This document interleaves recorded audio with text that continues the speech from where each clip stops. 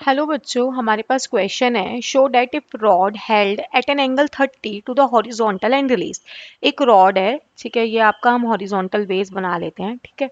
यहाँ से हमने क्या करा है, एक रॉड को रखा हुआ है, let's say this, at an angle theta, ठीक है। और इस पॉइंट को ए नाम दे देते हैं, इस पॉइंट को बी नाम दे देते हैं, और ये इसका ओ सेंटर ऑफ मास के according O. It lowers and will not slip if the friction of coefficient between the rod and ground is greater than this. अगर म्यू आपका जो है वो इस वैल्यू से ग्रेटर होगा तो ये पॉइंट स्लिप नहीं करना चाहिए, मतलब ये यहीं रहना चाहिए, ठीक है। ए डज नॉट स्लिप, उसने कंडीशन ये दी है हमें, ठीक है। तो जब ये नीचे आना शुरू होगा, ये आपका हो गया एम जी, ठीक है, डाउनवर्ड फोर्स। अब स्लिप ना करे तो इसके लिए फ्रिक्शन इधर की डायरेक्शन में लगेगा। नॉर्मल ये रॉड के ऊपर लगाएगा कुछ इस डायरेक्शन, मतलब जो यहाँ से नॉर्मल लगेगा रॉड पे वो इधर एन लगेगा, ठीक है। अब क्या हो रहा है, ये डिस्टेंस आपकी कितनी हो गई, L/2। तो सबसे पहले हम क्या करते हैं, और एक्सेलरेशन, जब ये रोटेट करेगा तो इसका एक्सेलरेशन लगेगा कुछ इस डायरेक्शन में ऐसे। तो इसके एक्सेलरेशन के कंपोनेंट होंगे एक ये और एक ये होगा आपका ax, ये आपका ए हो गया, ये आपका ax, और ये आपका हो गया इस डायरेक्शन में ay, ठीक है। इतनी चीज क्लियर है। अब देखो, अगर ये स्लिप ना करे, इसका मतलब ये रोटेट करेगा, और रोटेट करेगा तो टॉर्क लगेगा। तो टॉर्क क्या होगा, आई अल्फा होगा। टॉर्क, इस पे फोर्स क्या लग रही है, डाउनवर्ड फोर्स mg लग रही है।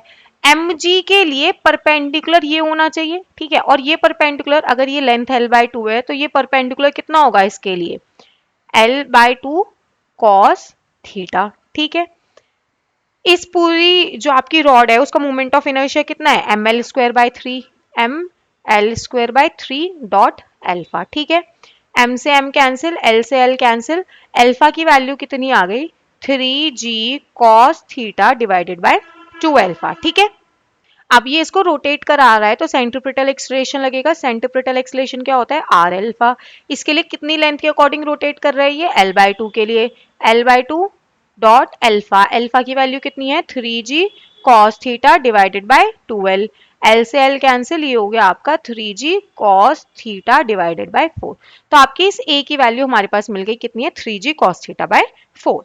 अब हम इसके हॉरिजॉन्टल और वर्टिकल कंपोनेंट्स को फोर्स के मैच कर लेते हैं। सबसे पहले डाउनवर्ड में जितने भी आपके वर्टिकल लग रहे हैं वो क्या है, एक तो ये लग रहा है mg, ठीक है, इस डायरेक्शन में वो एक्सलेशन कर रहा है ay से, और ऊपर की तरफ लग रहा है इस पे नॉर्मल। तो इसकी इक्वेशन क्या बनेगी, mg minus normal is equal to may, ठीक है। हॉरिजॉन्टल की बात कर लेते हैं, ये आपका f है और इसी डायरेक्शन में क्या लग रहा है आपका ax। इन दोनों को बैलेंस होना है तो ये क्या हो जाएगा, mu N frictional force is equal to m a x. तो हम यहां से पहले एन निकालते हैं, ये हो जाएगा आपका m g minus N is equal to, a y इस डायरेक्शन में, ए ये है और ये आपका क्या है थीटा। तो क्या हो जाएगा इस डायरेक्शन में, एम 3g/4 कॉस थीटा का, इधर भी एंगल कितना आएगा, कॉस थीटा। तो एन कितना हो गया आपका, m g minus 3mg cos square theta divided by 4। N की वैल्यू निकल गई। इस एन की वैल्यू को हम यहाँ पे पुट कर देते हैं, ठीक है। स्लिपिंग के लिए क्या होगा, ग्रेटर देन आना चाहिए इसकी वैल्यू, ठीक। अब तो हमने वैल्यू पुट करी एन की, mu m g minus 3mg cos square theta divided by 4 को ग्रेटर होना है किससे, आपका m, और a डायरेक्शन में क्या आएगा, 3/4 g cos theta dot sine theta, ठीक है। पूरी इक्वेशन में mg कॉमन है, कॉमन लेके कैंसिल करा, ये बचेगा आपका 1 minus 3/4 cos square theta greater than 3/4 cos theta sine theta, ठीक है। अब इसको सॉल्व करते हैं, ये हो जाएगा mu is greater than 3/4 cos theta dot sine theta divided by 4 minus 3, cos square theta का फॉर्मूला होता है 1 minus sine square theta divided bye पूरे के साथ 4 हो गया। इस 4 से ये 4 कैंसिल, ऊपर आपका बचा 3 कॉस थीटा साइन थीटा, ठीक है।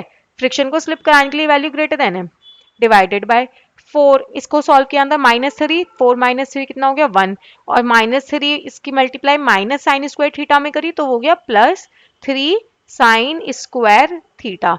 तो म्यू क्या आ गया, ग्रेटर देन आ गया आपका 3 cos theta sine theta 1+3 sin² theta. और यही इसने बोला था कि वो स्लिप नहीं करेगी अगर आपका क्या होगा, कोफिशिएंट ऑफ फ्रिक्शन बड़ा होगा इससे। तो सेम कंडीशन हमने प्रूफ कर दी। Thank you.